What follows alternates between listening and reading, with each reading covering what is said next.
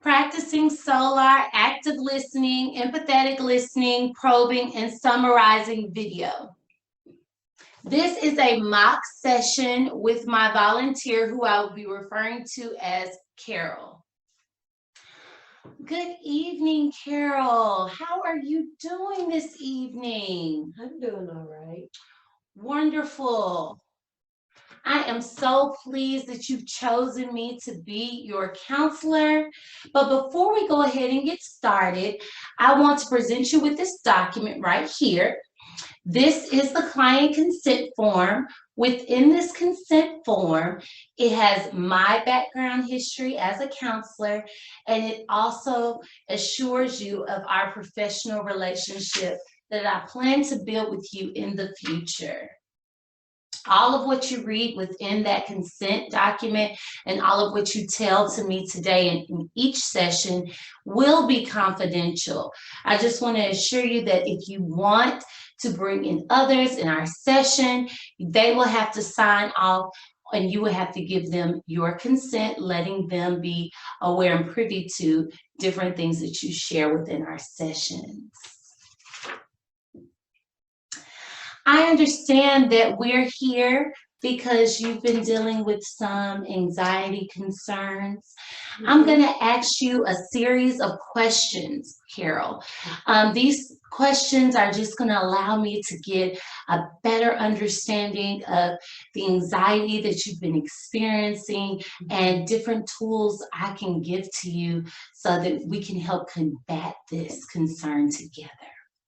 So why don't you go ahead and begin by telling me how it started? How did your anxiety concerns start? As much as I can think of, probably when I started teaching a long time ago, I thought I was just be in the classroom with the children, and I didn't realize that groups of people come in to your classroom to see what you're doing, and they're looking at you and listening to you, and so to tell you what you did wrong or right, or I don't know. I just felt like my heart started beating fast, and I started getting nervous and anxious, and like they were all looking at me and judging me. So you mentioned that they were looking at you and they were listening to you, and you even stated that you felt judged in those moments. Can you elaborate on that? What exactly was being said to make you feel that way? Well, I guess it wasn't anything they were saying. They were just looking at me. They were just looking at me. They really were. They really weren't saying anything. They were just a group of them just looking at me. And I was trying to teach, and I started forgetting what I was going to say, and if I was looked right, if my clothes were okay, and I don't know. I just felt like I couldn't breathe, and I just got anxious.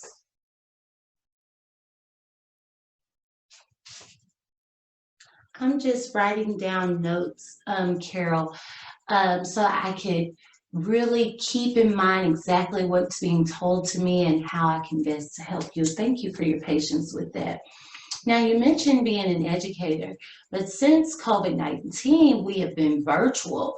So how has virtual teaching played a role with how you feel with your social anxiety? It just made it worse because now instead of being able to see who's judging me, I don't know who's behind the camera. I don't know. Sometimes I see people walking behind the students, but I don't know, and I don't know who's listening to me.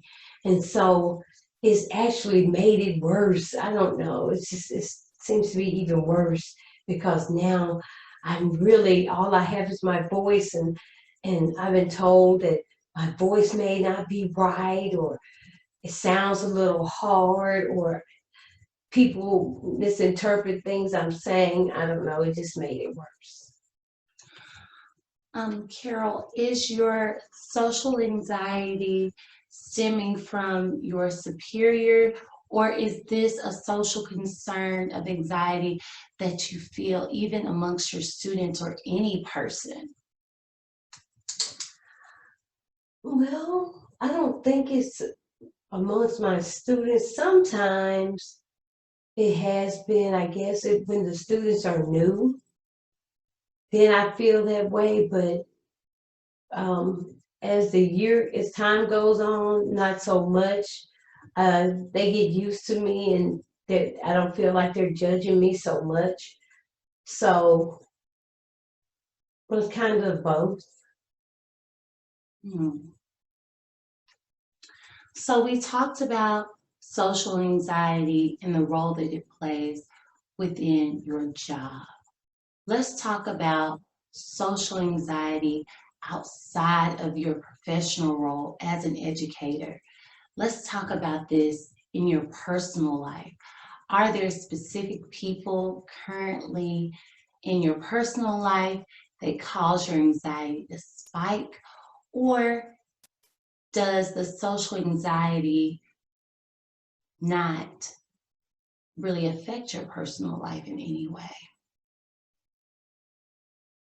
Well, before COVID-19, when I was going out and involved in social gatherings, um, I wanted to make sure that everything was perfect, that my hair was perfect, and my clothes and everything, because I didn't know who I was going to be seeing, so I wouldn't feel so anxious. Um, but with those people that I've been around since COVID-19, it's a small group of people. I don't feel that way because those are my family members, and I don't feel that way with them. Are there any other type of difficulties that your social anxiety has affected? What'd you say? So I'm sorry, that's probably my fault. What I mean to say is, does your social anxiety affect your sleeping patterns? Does it affect your eating? And if so, in what ways? Please tell me more. Yes, it affects my sleeping because I'm up usually thinking about and replaying in my head what I said or what I could have done different or how I could have made it better or what I look like and if I could have dressed differently or my hair, if I could have done it differently. So I'm usually up at night thinking about those things. Um, so yeah, and if I get overly anxious, I just lose my appetite. I've gone a whole day without eating and I hadn't even thought about it. So, yeah. So your social anxiety stems from a root of social acceptance, or would you say something else? That sounds about right. Okay. So, Carol, how do you feel about being here with me today and really getting some tools and some information and knowledge about how to make this situation better? How does that make you feel? Well, I feel that you are here to help me, and I know because we build a relationship, and so I don't feel as anxious with you, and I really think that you're going to give me some things I can use to help. Well, I appreciate that, Carol. That really is my whole purpose. I definitely want to give you some tools so that we can help rectify this situation. I really want to continue to dig deeper with you on this subject matter. So I'm going to give you some homework before we close out our session for today. I want you to get a pen and a paper, and I want you for your homework to just jot down some instances of your childhood and some times when social anxiety just popped up within your childhood. Maybe you saw it in some form of your childhood. If you hadn't seen it in your childhood, because you did make mention of some close family friends that you don't have social anxiety around. However, when you're around new people, you said that at times it does make you feel anxious. So just times when you were a child and you felt anxious is what I want you to jot down. It doesn't have to be anything overextended or long or anything like that. And I want to get back with you sometime next week. So here's the calendar. I'm available Monday through Thursday from 8 a.m. to 4 p.m.